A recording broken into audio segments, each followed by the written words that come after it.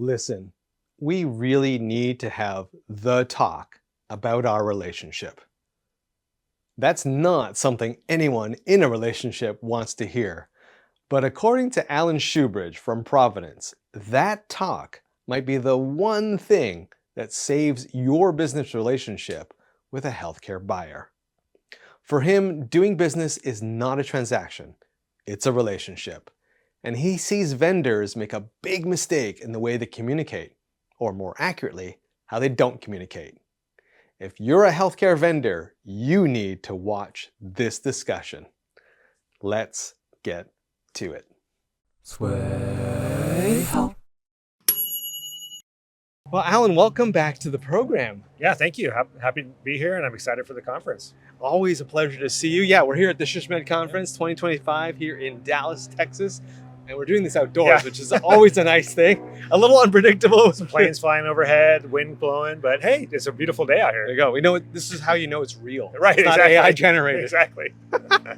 Well, Alan, I want to get you on camera. First of all, thank you for agreeing to come on camera. But I really want to ask you, because we've been on this series about asking people what it's really like to work with vendors. What do you really like? What are vendors maybe doing wrong? And I'm doing this series, so I'm very thankful that you're come on to talk about that. But maybe before we start there, Alan, give us a little bit about you and about the organization. Yeah, you bet. Alan Shoebridge, I'm Associate Vice President of National Communications at Providence. Providence is a 7-state healthcare system, mostly on the West Coast, about 51 hospitals and 120,000 employees. And I've been in the communications and marketing field my whole career. And Alan, Providence, just give us a little bit of background. Yeah. How big is Providence? What areas do they serve? Yeah, so we're in the 7 western states. I'm based in Portland, Oregon. That's one of the big states we have. And, full range of healthcare services. Again, I got 51 hospitals, hundreds of clinics. We've got basically everything in terms of primary care, specialty care. It's been a great organization, mission-based Catholic healthcare system. So let's dive right in. Yeah. I mean, we were talking just before we got on camera about a mistake that you pointed out that vendors kind of make, which is treating this as a transaction, not a relationship. Tell me more about that. Yeah, well, I think the best relationships do have, clear communication and ongoing sort of engagement, And so often I think you work with someone, even before you work with someone, it's nice to build up a relationship. And I think too often people might kind of come in, engage you for a couple months, and you never hear from them again. And so you don't have time to build a relationship. So I think that is one of the nice things for anyone who's sort of looking to build new clients or retain their clients, is just think about that engagement piece and, really staying engaged and building kind of an actual relationship that's mutually beneficial. I think it's a great place to start. And you were saying before that, after those 3 months go by, those 4 months go by and they disappear, you actually have some negative thoughts about those individuals and those companies. Again, and I think, sometimes it takes a while to build a relationship where you actually start formally working together. It might take a year or two, or maybe even more. And so I think when people come in and they're really engaged right away and they're messaging you on LinkedIn and they're interacting with your content, and then, hey, after 3 months, we're not doing business, but I never hear from them again. I always feel like, hey, that was just something really transactional. And on one level, I understand it. I mean, people need to make sales. I get it. But when people actually show and they actually make an effort, like they're showing an interest in you personally, and then they're gone, the chances of, I think, doing business with them down the road is lessened, because you're kind of like, well, this was very transactional for this person. They didn't really like me or like the content. And again, they made a show that they did, and I think they went a little overboard, but then you never heard from them again. So it's nice if someone's trying to build a relationship that they actually really are interested in. And if they're just interested in the business, that's fine too. We can have a conversation, but maybe we just kind of say after a week or two, like, hey, this isn't going to be something we work out. That's fine. But again, when they make the effort and try to really feel like they're engaging, but they're not, I think that's just really disappointing when it goes away. Now, you are a person who's definitely out there in terms of being online, being on social media. You do a lot of great stuff on LinkedIn. I love your posts, by the way. Thank you. So tell me about that. It sounds like vendors and people who want to maybe build a relationship with you do that online. And is that something that you're okay with? Well, I like when people interact, and, I encourage anyone, even if, again, there's so many partners out there and vendors out there. I mean, at an organization, you're only going to have a few that you work with. So there's always going to be ones that you're just engaging more on what's happening in the industry, what's interesting, best practices. And when we engage on that sort of like content only basis, I really like it. So I encourage people, hey, if we're connected, feel free to leave your comments, talk about what you do. All that's fine with me. I think the thing that, again, that just comes off sometimes feeling not so great is when someone shows a lot of interest right away and then they just fade away. So I like, again, you're always going to have more people out there than you could be doing business with. So having a relationship, again, where we're trying to just strengthen the profession and give people tips they can use, like that's a great relationship to have. So tell me about some of those interactions that you like to see on the posts that you have. Yeah. Because let's be honest, Yeah. we're both out there on LinkedIn.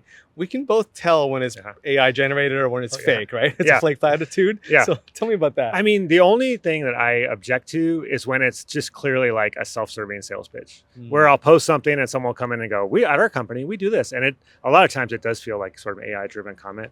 But really, I mean, other than that, I'm fine with just about anything. If you have a case study or you have a, even just a one-word comment, "Hey, great post," or "I like it," or a different perspective, like "Here's something I learned," or pushing back a little bit, all that's fine. I think if it's done respectfully and with trying to drive a conversation, that's on it. That's awesome. So again, the only thing I would just object to is a very self-serving like sales pitch or something, again, that's like, sometimes people would leave those AI comments that just have nothing to do with the post. And you're like, how did this even get here? So, I mean, I know that, I think we've talked in the past, and if you're going to leave a comment, just do it in a human, put what interests you, keep it human. And that's a great way to, have an engagement, have a conversation.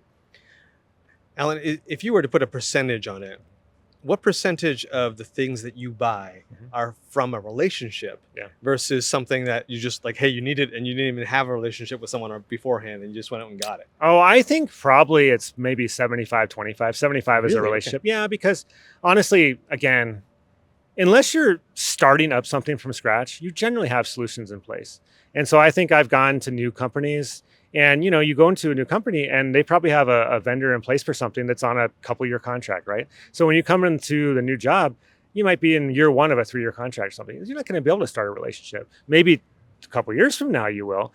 And, I think too, especially what I'm doing now on the communication side, there's not as much of like, we need a tool right now. We may need like an agency partner, a vendor, something to help with a certain issue, communications need. So I think, again, like I would probably put it more on the 75%. It's going to be done over a relationship. A lot of times, and I use the example, I've gone to a new organization and maybe found that the existing relationship with a partner or vendor is not working so well. But again, we're in year one of a 3-year contract. But in year 2, I'm going to start having some conversations with people that I know are in that space and saying, hey, in the next year, I want to know what you might be able to do for us, how much it would cost and all that. So again, I think the ramp up time is usually a little bit longer depending on, if you're at a fairly mature organization that has partnerships and tools in place, you're going to have that. And you're just going to think about, is it working for us? If not, what do we do? That's an interesting thing you bring up because it's something that I try to tell vendors that ask me, like there are timers, right? If someone's on a 5-year contract, I mean, it's very difficult for them to get off that contract in year 1 or 2. Like you're looking at year 3 plus. Right. And it behooves you to find that out, right? Before you expend too much effort to do too much. Yeah. I'm very transparent with a lot of people who reach out to me because like you said, people reach out to me and I'll tell people I'm just not in the space for this to do business. If you want to still connect, if you want to, get ideas or again, if you just want to have a kind of thought leadership type relationship or whatever, that's fine. But I'll try to be very honest. I'm just like, we don't have the room to bring in new vendors or already have someone doing this. So I just try to be transparent right from the get-go. So if people ask for a meeting or something, I said, I'm happy to chat with you, but let me let you know, again, we're in year 1 of a 3-year or a 4-year or 5-year and just try to be transparent. And again, the people who sort of stick around after you say that, that they have kind of a longer term view and they're probably going to have more of a relationship versus the people who are like, okay, and then they don't hear from them ever again. So Alan, I got to ask this. Where do you discover new solutions? That's a good question. I think, at conferences like this, I think definitely one place because as they're making their way like around the exhibit hall or in the presentations, I might see someone like, I don't know what they do, and then have a quick conversation. Or, a lot comes from referrals, I would say too. I have a need, so I reach out to my network and people make suggestions. So I think probably between conferences and referrals, that's probably number 1 and 2. I'll be honest, I don't think cold outreach like necessarily works very often. Somebody is approaching me, I haven't asked, I don't have a demonstrated need, I haven't said I need this product. That's probably a distant third. So Alan, you mentioned that establishing a relationship, showing interest in what you're doing, really establishing a relationship with you is something that you're looking for, that you appreciate. Yeah. What are some other things that you appreciate that vendors could do? Well, I do feel like it goes with two-way communication. And I ask all our vendors, like, is there something we're doing? Or there's something we're not doing that we should? Because as a vendor, you work with all these other clients, you know what kind of is working, what's successful. if there's something we should be doing under our contract with you, and like suggest it, like push us a little bit. I think that the vendors should push their clients a little bit. Again, you don't want to be over the top about it, but I've seen a lot of relationships who, they kind of go dormant. And on the vendor side, they could probably get a lot better relationship with their clients if they actually said, hey, here's some things you're missing that maybe you're not ready to do now. Maybe you're not ready to do it in a year or something, but push the client a little bit. I think that's really important. If I was an incumbent solution that you were already using, and maybe we're in year 3 of a 5-year contract, what can I do to prevent you from looking elsewhere? Well, I think it's trying to bring stability. So again, one of the challenges I think we do have sometimes is when there's constant turnover of like your account representative or something like that. If someone's turning over every 6 months, you don't have a chance to build a relationship. That's really hard. I mean, also being realistic about what you say you're going to deliver and actually delivering on it. I'm a big believer in that sort of like, don't overpromise and underdeliver. And that is something that happens a lot. In the contract phase, you'll hear all this stuff that can be done. Then you sign the contract and it's like, oh, well, wait, this is, the salespeople kind of overextend, right? And I understand the impulse for that, but the best thing you can do is, kind of underpromise and overdeliver. And that really sets up a good relationship. So, and then again, I think one other thing, and I mentioned a couple times probably, is just communicating, just being transparent. Here's what's going on. What do you need? Regular check-ins. I also feel like there's a lot of impetus on the part of the health system or whatever to actually engage as well. Because I know there's a lot of people who will sign a contract for something and then not have a kickoff meeting for 6 months. Well, that's kind of on the client, because I know that the vendor is like, they're ready to go. They've got the team assigned. And if they keep trying to reach out and saying, hey, we really need to schedule a kickoff meeting and go, and they can never get that commitment from the health system, that's a big waste of the contract at everyone's time. So I feel like there are some mutual expectations. Like you've asked a lot of questions about what can the vendors do, but I feel like there's a lot that the health systems could do.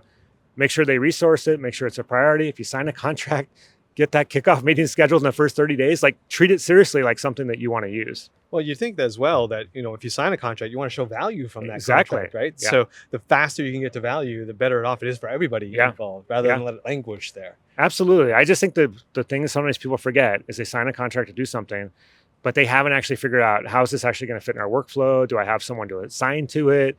And then it just kind of lingers. And then again, when you could be kicking off in the first 30 days, you're not kicking off until 6 months in, and you've lost a lot of momentum. And now you're 6 months into that 3-year contract. And it's going to be even harder to build a relationship to make sure you do it again. I'm really glad you brought that up, because it isn't all on the vendor, right? And this is an important piece, especially because budget's so hard to come by, right? You got the approval, you did all the hard work to get it across the line. Exactly. The last thing you want to do is kind of have the CEO or CFO go, hey, that contract we approved, like, where is that at? And then having no answer. Exactly. I know. And I think, again, people get excited about stuff. And then the excitement of doing the research and making and signing the contract, all that effort that goes in. And sometimes there's this natural lull of like, okay, well, now we have to, where's it going to fit in with all this other stuff we're doing? But I just tell people, before you sign anything, like, make sure you can actually commit to using it. I've gone places and started new roles where like there's tools just not being used at all. And I just feel like that's a huge waste of resources, especially, today budgets are tighter than ever. We can't just be signing contracts and then not using the functionality. That's a waste.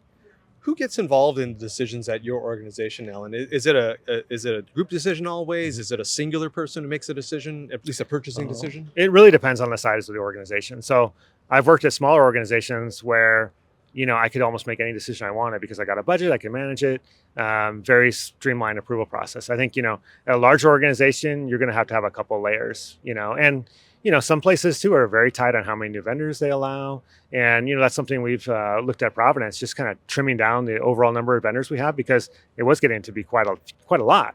So I think it just varies, from, again, small organization, you probably have a lot of autonomy, to a big organization, you're going to go through some layers, and it's going to take some time. You're probably not going to, I always tell people on my team, if we want to look at a new solution, we need to start looking at it probably the start of the year before the next year the contract expires. So we can basically take a full year to, go through our RFP process, have meetings, all that. So probably 6 months in, we can decide, hey, we're going to make a change. Let's take 6 months to figure out contracting and all that. I tell people we need a good year to make a big change on a huge contract. Yeah, I mean, it makes total sense, right? Yeah. You're in the final year of your existing contract, maybe even 2 years, because if you miss that one budget cycle, you're in for the next one, really. Right. So as a vendor, I mean, you kind of got to know this, and you're in for like an 18-month potential courtship. At least, at least a year, the minimum. I think the year is the minimum. You're probably right. Maybe 12 to 18, but for someone to do some real due diligence at a medium to large size organization, they're probably going to need a year, unless it's, again, something's broken and it's a disaster. That's one thing, or there's not a solution provider already in place. Those are some caveats, but yeah, I think planning for that year to really make a decision and all that and resource it, I think that's pretty realistic. Is it a fair statement, Alan, that healthcare startups, like startup companies, have a bigger hill to climb to land business Oh. with an organization of your size? That's a great question. It probably depends a little bit on what they're doing and what the interest is. But again, I think, it's going to take some time to go from concept pitch to showing what it can do to contracting and all that. So probably, especially, I think you're right. I think it is harder when there's no demonstrated track record or no big clients you can turn to. It's always going to be a little harder. I think there's always some attraction to, again, sometimes you want to be first to try something, and that does work occasionally. But depending on this tool and solution, to hear a couple of really great case studies about how another like size organization used it and was successful, that's always going to have a lot of power, I think. I love hearing this from you, because it's something we've extolled for a Yeah. long time. Those case studies are so powerful. And Absolutely. it's not just Yeah. logos. It's Right. actual, okay, what have you done at that logo? Right? Yeah. What is it, just one department? Is it the entire organization? Right. That plays a bigger deal than just having a logo. Yeah, 100%. I agree with that. Yeah. And, we're even really careful. We have some really strict guidelines on, like, who can use our logo for things, because everyone tries to put it on something. And you're right. Like, what does that really mean? Did you do one project one time 10 years ago? Or are you a trusted vendor working with that partner every single day, every single week? There's a big difference there.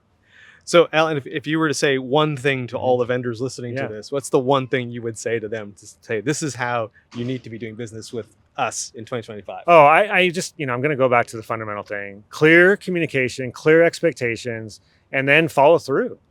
Just like set the expectations, clearly communicate them, and then follow them through and make sure you're hitting those milestones. I think that's just fundamental. That's just a fundamental piece. And it sounds so basic, but believe me, there's just been a lot of relationships I've seen over the years where the communication wasn't good or the expectations were misaligned. So again, starting with that, we're clearly communicated, we agree on what we're doing, how we're going to do it. That's what you got to set. And then you kind of move on to the performance metrics of how things are going, from there.